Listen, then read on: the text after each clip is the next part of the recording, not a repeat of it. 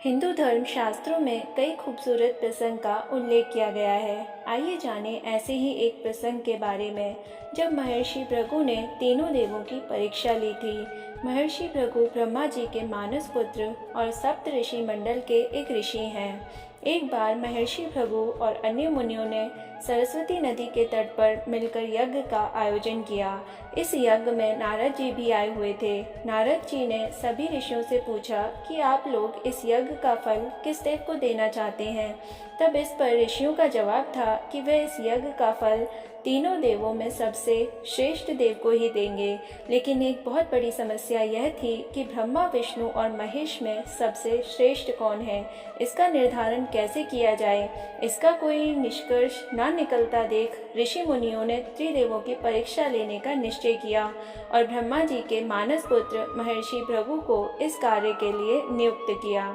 सबसे श्रेष्ठ देव की पहचान करने के लिए महर्षि भृगु सर्वप्रथम ब्रह्मा जी के पास गए। उन्होंने ब्रह्मा जी को ना तो प्रणाम किया और ना ही उनकी स्तुति की। यह देख ब्रह्मा जी क्रोधित हो गए। क्रोध की अधिकता से उनका मुख लाल हो गया, आंखों में अंगारे दहकने लगे।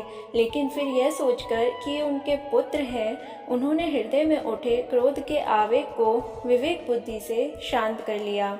फिर वहां से महर्षि भृगु कैलाश पर्वत गए। देवाधिदेव भगवान महादेव ने देखा कि भृगु आ रहे हैं तो वे प्रसन्न होकर अपने आसन से उठे और उनका आलिंगन करने के लिए अपनी भुजाएं फैला दी।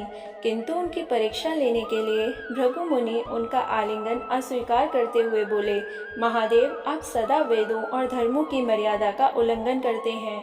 दुष्टों और पापियों को आप जो वरदान देते हैं उनसे सृष्टि पर भयंकर संकट आ जाता है, इसलिए मैं आपका आलिंगन कदापि स्वीकार नहीं करूंगा।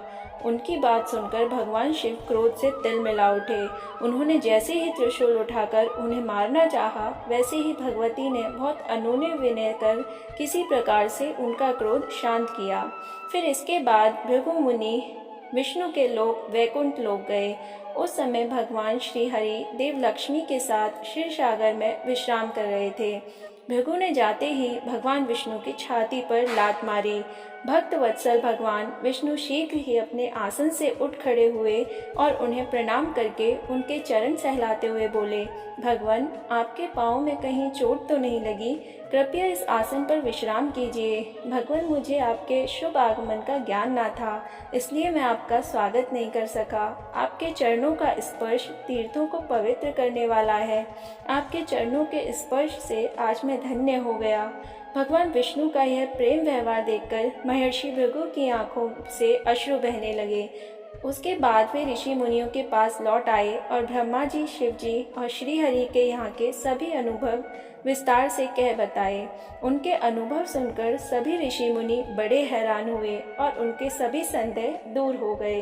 तभी से वे भगवान विष्णु को सर्वश्रेष्ठ मानकर उनकी पूजा अर्चना करने लगे।